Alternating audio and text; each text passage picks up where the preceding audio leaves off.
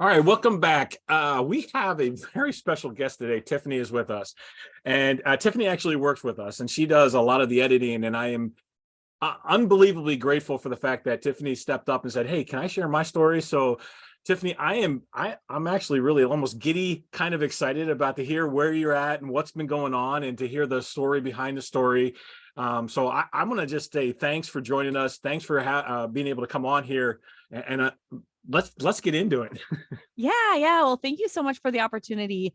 And I know we were chatting offline, and I just feel like the reason why I volunteered my story is because I'm not sure it's a narrative that gets shared very often. So Yeah. I'm from Iowa, from the Midwest. I know you were there somewhat recently, Tim. So I hope that you Yeah. enjoyed your time in Iowa. Yeah, there was a lot of flat in Iowa, and then all of a sudden there was this Yeah. huge cave complex. I was like, "Where'd this come from?" So yeah, Yes. So, yeah, I just grew up in Iowa, graduated from Urbandale, which is a suburb of Des Moines. And I guess looking back, my best friend from high school, her name is Amber, and we met up or like reunited a couple years after high school had ended. And I met my husband 3 months out of high school, you guys. So, my life took off right away, and I started having babies, and I was enrolled in college, but I ended up being pregnant, and I was like, that's okay. I'm happy to be a mom too. So, when we had reunited, she was like, "Oh my gosh, remember you always saying that you just wanted to be a mom?" And I was like, "Really? Okay." And I think that she was just reminiscing, but I was like almost disappointed in myself, I guess, because I thought, "Really? That's all I wanted to be was a mom?" But looking back at, I think lots of times we aspire for what we know, right? We want to be a mom like our mom was, or we want to be a dad like our dad was. Now, lots of times there's things that we see that we don't like, and we say, I'm never doing that as a parent. But I just kind of felt like my lot in life was to be a mom and a wife. So I met well, my where did you husband. get that though? Where did you come up? How did you come up with the fact that okay, my lot in life is going to be a mom or a wife? Like, where did that come? Where did that stem from? Was it something that you saw exemplified? Was it something that was spoken to you, society? Like, where did that come from? It was definitely through osmosis, just through observation. I don't remember anybody telling me that, but I also don't remember anybody telling me, like, you can be anything you want to be. I don't remember people asking me, what are you going to do when you graduate college? I don't remember that question. Now, I did take Japanese for 4 years. I excelled. I loved it. I went to Japan. And I think that maybe people just assumed I was going to do something with that, but I wasn't ever asked, I wasn't ever challenged, and I wasn't ever taught how to set goals. So it was just, I watched my mom, and I grew up in a really small town in Iowa. And then in sixth grade is when we moved to Urbandale. But I don't remember, I don't remember my friends talking about going to college. I just don't remember conversations about what are you doing after school. And so I guess I saw my mom being a mom and a wife, and my parents were blue collar workers. They had not gone to college. My sister, oh my gosh, that girl came out of the womb like curling hair and cutting hair. She has been a cosmetologist her whole life. She always knew what she wanted to be. She would do my hair when we were little. And so she was going to be a cosmetologist. There was no ifs, ands, no questions about it. And me, I just got lost in the mix. I just was never challenged or questioned. Were you a middle child, or were you older, or what? Where did you fit in the line of siblings? I only have an older sister, so I am the youngest. Okay. Okay, Mhm. so what do you remember? So if you don't remember people really pushing you, what do you remember about? Is it just the fact that you remember watching your mom being a mom and your dad just going to work doing the 9 to 5? Is that like the predominant thoughts and memories that you have? Yeah, my dad actually worked a lot. And so I think that my mom, in retrospect, being an adult now, I'm not sure she had the availability to have a job, right? Like she needed to be home with the kids. And I think we all run into this. I know I did when we started having kids. Does it make more sense for me to go work and put our kids in daycare? Or Mm. does it make more sense just to stay home? Like, how much ahead are we if I put the kids in daycare and I work? And so I don't think that my mom had a huge skill set that would allow her to, get some impressive high paying job. So I think it made more sense for her to stay home. And I guess that's just what I saw exemplified. And I thought, okay, that's what we do. We get older, we have babies, and we support our husbands. So were you, if you could, can you like because I really truly believe this, and I've shared this a lot, that everybody resonates and they all have different stories. But if you could encapsulate your childhood and growing up, if you could encapsulate it in a few beliefs, what would you say were the core beliefs prior to you stepping into adulthood? What were those core beliefs that you were going to accomplish based on the fact of what you established as a child? Well, I don't think I was going to accomplish much because my sister was prettier, she was thinner, and she was more girly. Like if there was dirt, I was in it, Tim. I loved it. We would camp every weekend. I remember at night I would get in, we in our camper, we had like a bunk bed, right? My sister and I shared it. And she would just squirrel and scream with like how dirty I was. And I was like, whatever, I'll wash it off tomorrow. Like I just loved being in the dirt. And then in 6th grade, my mom said, if you don't start brushing your hair and take care of your hair, I'm going to cut it off. And I did not take care of my hair and it kept getting tangled, and she eventually cut my hair off. So I actually had the girls in 6th grade call me a dyke. I didn't know what that was, and I had to ask my mom. So I remember asking my mom, like, Mom, what's a dyke? What does that mean? So I don't think people were very nice to me in that respect. And I had an aunt that was pretty downright mean to me. And really valued my sister. And to this day, I'll see her comment on my sister's stuff on Facebook. And I'm like, got you. And I don't realize she knows the damage that she did. And I would say she, in my memories, in retrospect, she did the most damage than anybody in my life, telling me how I wasn't worth anything. And, you had to be thin and pretty and you had to know what you were going to do after high school. And I was none of those. So growing up, there was this show that we watched called The Brady Bunch. Oh yeah. And I don't know if you can relate at all. And what you're telling me though is that, I mean, I hear the words ringing, Marcia, Marcia, Marcia. It's all about Marcia. Yeah. Is that a good mental picture for individuals to kind of Yes. like? Yep. Yeah. 100%. I was just in her shadow. And I think that I felt so inferior that I didn't even try. Yeah. And it's amazing how much value and how much actually gets translated or lack of there in our childhood. And then we form that belief, and then, you enter into, so you graduated from high school, and I'm guessing, I don't know this, but you graduated from high school and said, well, the best that I can do is get married and have kids. Is that where you were at mentally? Yeah. I mean, I just really fell head over heels in love with my husband. I mean, he was my manager at Famous Dave's. And actually, at the end of the shift, you had to like turn in your money, right? But they always did it behind locked doors in case, somebody tried to steal it or whatever. And I remember I purposely waited to be the last server to turn in my money that night. And I looked at him and he had his back to me and he was putting my money away or whatever. And I said, hey, how about you come over here and give me a little server lovin'? And he turned his chair around and he gave me a big old kiss. And I mean, it was really the history, the rest was history. We've been married almost 23 years and I still would choose him hands down. Oh my gosh, I got so lucky. I don't know how I got that lucky. He's amazing. I think there's a lot of mystery that happens sometimes in our lives. And when we expect one thing and we want to be one thing, and then yet God kind of blesses us, or you get a little thing of like this mystery of what's going on. Yeah. Yeah.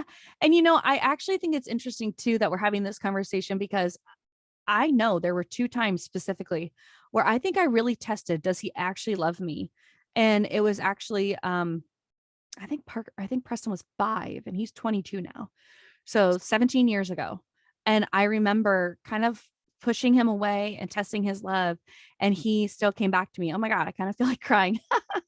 I wasn't expecting that. But yeah, it was just such a, I guess I know my parents loved me and I knew my friends loved me, but it was just a different kind of love. And I guess I hadn't been extended that from somebody outside of my family before. So it's kind of a cool thing. Can I suggest the word unconditional? Yeah.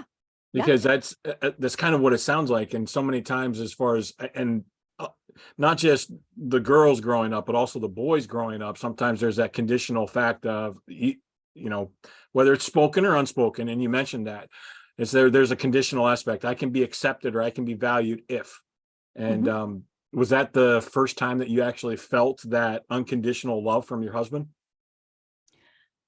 I definitely feel it from my parents and from my sister. But man, that interaction with my aunt really messed me up. Mm, And I think that yeah, someone outside of my family, because I would consider aunts and uncles kind of outside your family. Like the people in my home made me feel loved. yeah. But yes, it was the first time that like I kept thinking, okay, I'm gonna screw it up and he's gonna go. I'm gonna screw it up and he's gonna go. And he never left. Mm. Hmm. Hmm. So, I mean, there's a lot of stuff that we can uncover, and I love the fact that you're sharing and you're so transparent, and I appreciate that beyond words. Um, because I can hear behind the scenes the fact of your self-worth was attached to, and I mean, my curiosity is killing me, so I have to ask this. What why was there so much value on your aunt's opinion of who you were? Why I've did that had, hold so much weight in your soul? I think I've had a lot of time to reflect on that. And part of it was because she was pretty and she was thin. And it was like my aunt, right? And so I just wanted to like impress her. Also, they had very nice vehicles and we didn't have nice cars. I mean, we just grew up blue collar family, like nothing awful, nothing special.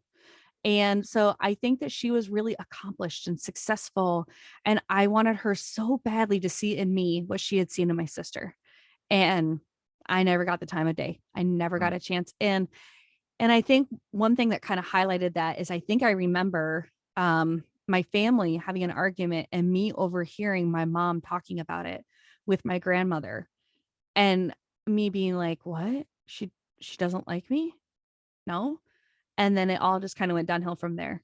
So I think that that's why so much weight was in her is because she was so much more successful and she wore like suits and really she had a great accent and I looked up to her. mhm, And then she didn't have anything nice to think about me. mm. Yeah, isn't it interesting how we put that weight as children? And it's not something that we just look up to individuals and then we allow them to have that opinion of who we Mhm. are, and then we adopt that opinion. Yeah. So what was the so as you're stepping into this, I mean, you're ready to step into adulthood. You believe that your value is low. You probably self confidence is a little bit low on that. Um, Obviously, you love your husband to death, and I love that about you all. But what made that transition? Because if you thought that the only thing you could attain to was to be a wife and a mom, like what allowed you, what was there, a hardship that came into play? Was there somebody that actually, maybe it was your husband that spoke into you and said, look, you have value? Like what was that, what was that bend in the road like? Well, I thought that my husband was supposed to be successful and I was just his support system, right? And then Can I honestly, I ask mean, a why though? couple, Why was that the thing? Why did you believe that you were just supposed to be a support system? Was that because of the belief from the childhood? yeah, yeah, because I'd seen my mom do that. And Okay. then when I met my husband, I didn't think I was good enough for him. His family is a little bit higher class than mine. And I thought, like, why do you want me? Like, I'm nothing. Why do you want to be with me? But he chose me. And so I rode that wave and enjoyed it and was thankful for it. And I don't know. I think we went through the battle of daycare versus me working, and it made more sense to stay home. And then also along the way, I would apply for jobs, but I didn't have a college degree. So I would get discounted before I even got interviewed. And I actually had great self esteem. And so it would kill me that I would be like, I am such a catch for your business, but you won't give me a chance because I didn't attend some stupid 4-year degree. And I've gotten over it for the most part. But the other day I was getting out of the shower and I thought, you know what? If you want somebody that has gone to college because it shows that they can stick to something, I've been married for almost 23 years. That's way harder than any 4-year degree at any university. I don't care we who you are. yeah, we have 27 years, so I can attest. You're absolutely right. Absolutely right. So, but okay, so then I think that there's like this belief that like success is out there for anybody. But in my mind, for some reason, it was framed only to immigrants, which I have no clue where that comes from. But I thought, oh, I think it's because immigrants come over here looking for the American dream, not realizing that Americans get to live the American dream and they see it. And that's why it's the American dream. So I had taken this course and it was all about starting a job or starting a career through your passion. And they use a Japanese term, ikigai, which means something that the world needs, something that you're good at, and something people will pay you for. And so I was starting this business of it was called Everyday Errands, and I was going to be a concierge for people in the area. And anyways, okay, sorry, I'm having a side thought. Okay, and so for people in the area, and I'd pick up their dry cleaning, or I would go do their Costco run, or help them out with birthday parties, or whatever. Like I just love variety in my day. Was So I this thought that before would Uber and before all that stuff? Was that this? This was probably before. This is the precursor to Uber. no. you, had, Sadly, like all my you had a revelations, brilliant Tim. idea. Just this. It was. Well, unlike some of your other guests, which I'm so jealous that everybody gets this revelation so much sooner than I did. But honestly, I had this revelation 3 years ago Mm. that success is out there for anybody. And it has been a flood of growth and maturity and knowledge along the way about everything that I have learned about business and personal growth and interacting with people.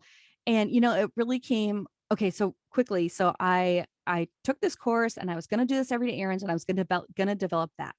And she was like, I was paying a lot of money for this course. And so she had said something about, well, what is your passion? Well, my passion wasn't running errands for people. My passion was music. So then she had mentioned that you could get guests for other people's podcasts. And I was like, that's what I'm going to do. I'm going to get guests for other podcasts about music. And then I joked with my husband on a Sunday and I was like, maybe I should have a podcast. Huh? And I was like, that way I'm walking the walk and I'm talking the talk. Well, then I started doing it and I fell in love with the editing piece of it. So I was like, okay, that's what I'm going to do. So then through that and through having success, and then 2 years ago, I think for Mother's Day, my husband gave me a laptop and the note on the top of it was, "We all believe in you." And that meant so much to me that he was willing to invest the money in it, that he was willing to, not willing to say the words, but that he said the words, that he wrote it down, that it was on paper. I still have the note. It meant so much to me. Like this really successful person. There is a song by Maren Morris, and it's called "The Good Ones." And it's talking about how she loves this man because he's solid and he's steady and he knows just who he is and where he's going. And that is one of the things I love the most about my husband. And I thought this straight arrow sees that in me. And then, I think about all these people looking for the American dream. And I was, Tiffany, you can have the American dream. You are not this dumb girl from Iowa that didn't go to college, that everybody discounted because you didn't have a college degree, because you didn't follow the steps like everybody else did. Like you have value and you are bringing value into this world. And I was finally doing something like, I could do my business from morning to night. Like I usually am like, okay, Tiffany, you need to stop. You need to go be with your family. Like first of all, Yeah. there's a plethora of work to do, but also I just enjoy doing it. It's not a burden to me to do it. Yeah. And So so what was the trigger though? And before you do this, I to the audience and people that are listening, if it's a country song that Tiffany was just referring to, and if you haven't heard and you don't like country, go look up this song. And I can't remember the title. Maybe you know the title. Is it One of the Good Ones? Is that the title? mhm, mhm. Yeah. So if you go look up One of the Good Ones, and even if you just Google the lyrics, but actually read the lyrics on that, because it is such a powerful, and that's why I love country songs, is because there's such powerful stories. And so it just that resonated with you. So make sure you go Google that. All right. Now back on the question part of that. Was there something that triggered, because you said it was about 3 years ago, and I know that this journey, this story that we start to craft, I'm sure that you're still learning and growing, but was there something that triggered 3 years ago that was that bend that caused you to take that turn and say, look, I have got to do this differently than what I've been doing it for? I don't know how old you are, and I don't want to insult the last 10 years, last 20 years, whatever, 21. There you go. I mean, like it was, but what was that? Was there a catalyst or a trigger or something, some kind of an event that actually turned that corner? Well, two things. When we moved to Florida 6 years ago, I felt like our kids were old enough that I could re-enter the workforce. So I did. I hated every job that I took. And so I was driving around in this sales job that I had in the car listening to podcasts, and one of them was called Don't Keep Your Day Job. And so I'm listening to it. And then that's basically what she does. She pours into people and she tells them that they have value, and she tells them that it's out there for anybody. And she says, the time is going to pass anyway. So, do you want to ignore this desire to do something different? Or do you want to do it? Because the time's going to pass anyway. So in Mm. 6 months, do you want to be where you are, or do you want to have had a change? And like I said, I just fell into the editing and I just loved it. And so it was a complete no-brainer for me. Um, Can I pause and you that there? happened Oh, just really quick. That yeah, happened in March 2020. right before COVID. Gotcha.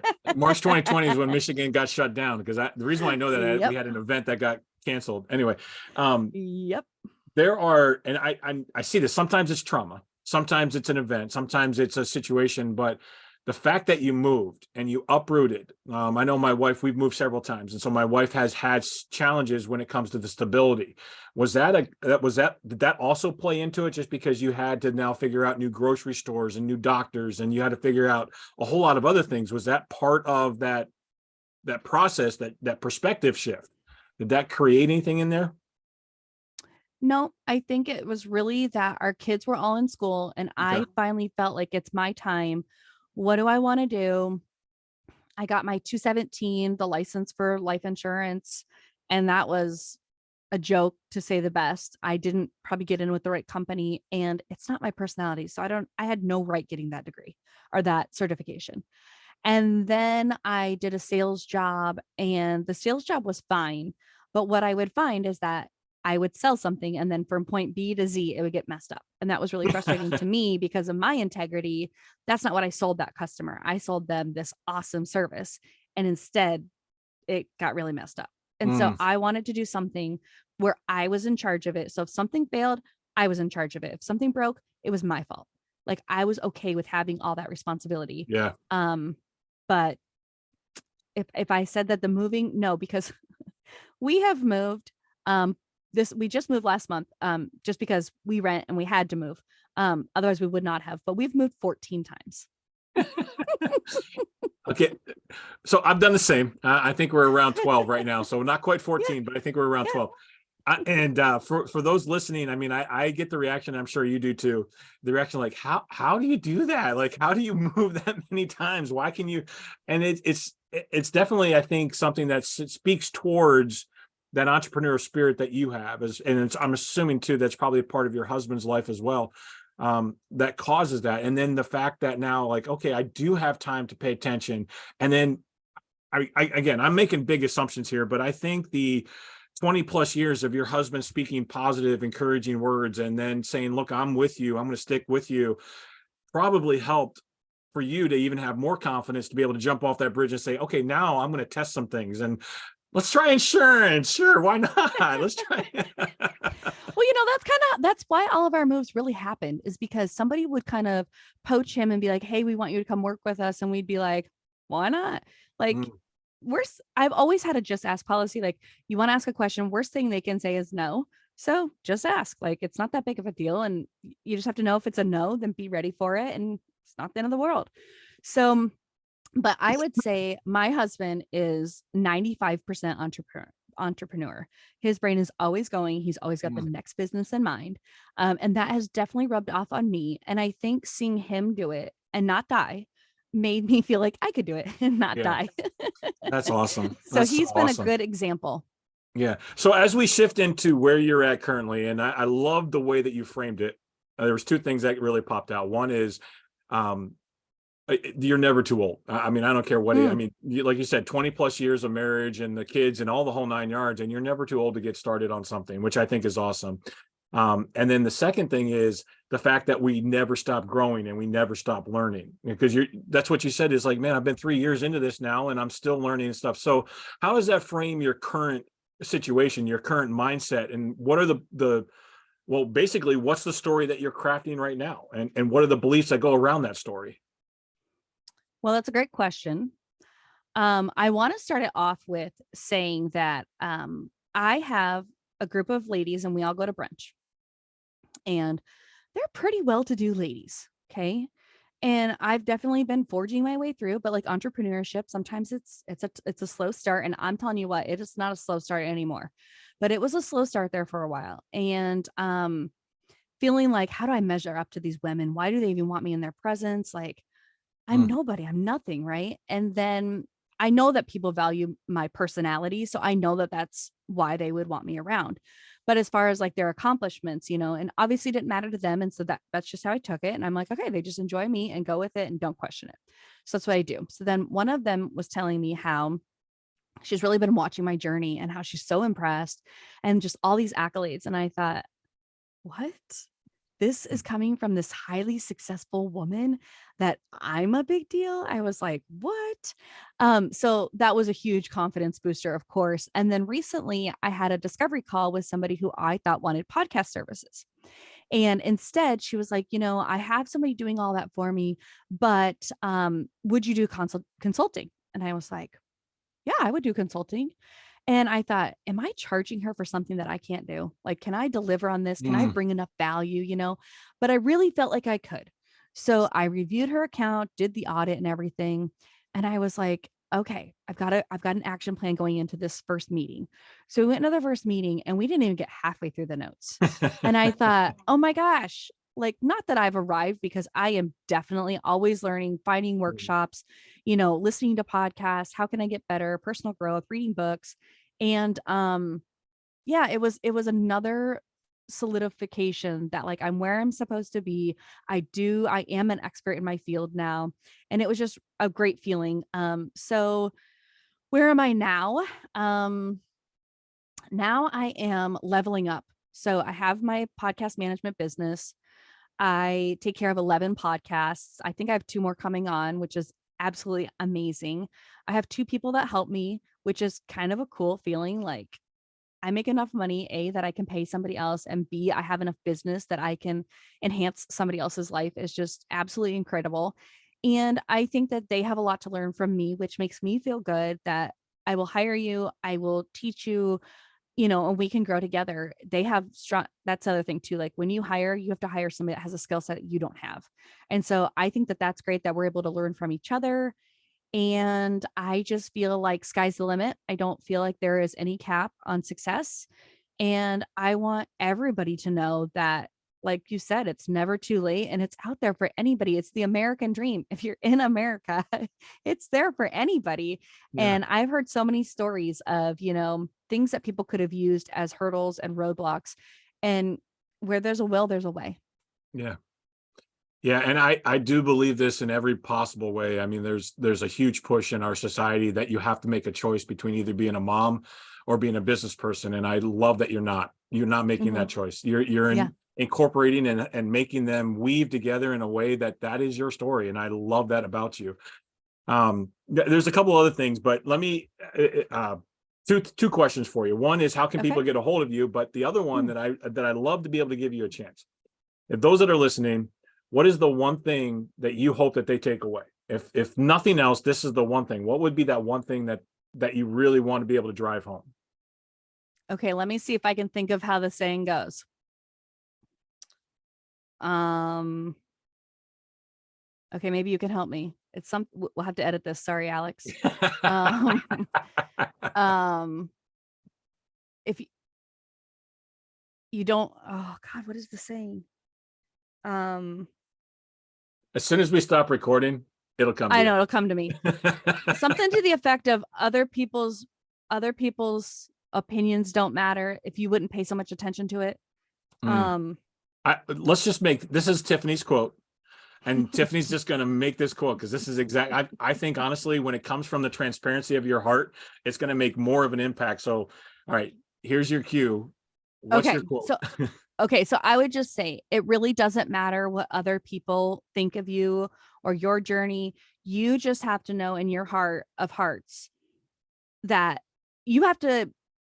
Okay, I'm gonna back up. Okay, can I tell a fast little story? Please, Okay, this is your so there was story. a okay, so there was a time where my husband and I come from very different backgrounds, and I really think that he didn't like how I was being a mom.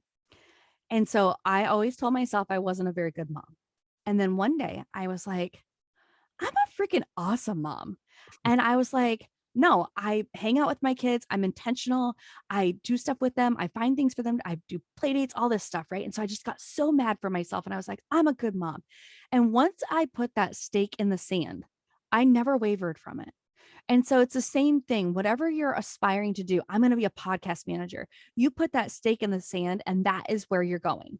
And it also plays in with your reticular activating system, right? Like when you Mm. can see the end goal, your body will, or your brain will keep looking for evidence of that. And every time, it's not always been, this huge success story of Virtually You, my podcast management business. So in the darker times, there were plenty of times where I just had to know, like, okay, my brain would show me evidence. No, you're doing a good job. No, you got that many clients. No, you have these many discovery calls coming up. And then I would go, oh yeah, no, no, no. I'm going, this is where I'm supposed to be. So it's out there for anybody. Don't worry about what other people think about you because it's none of your business anyway. I love that.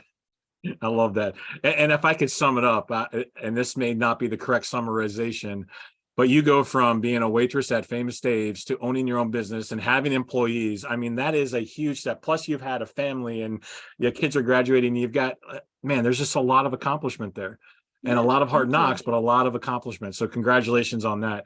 How can people get in touch with you?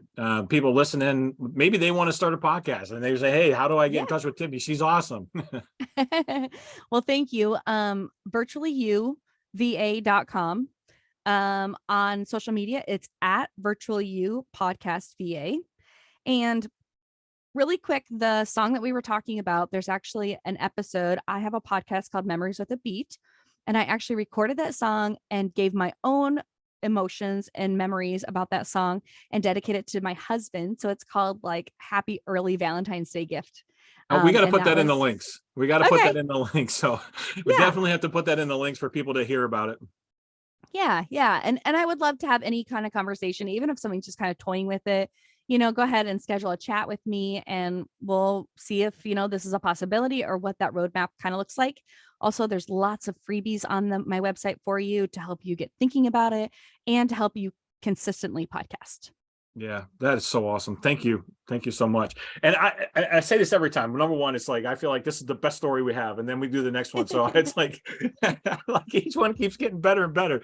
But this is the one thing I really, and I say this every episode, but I want to drive this home because I know the people that are on here feel exactly the same way.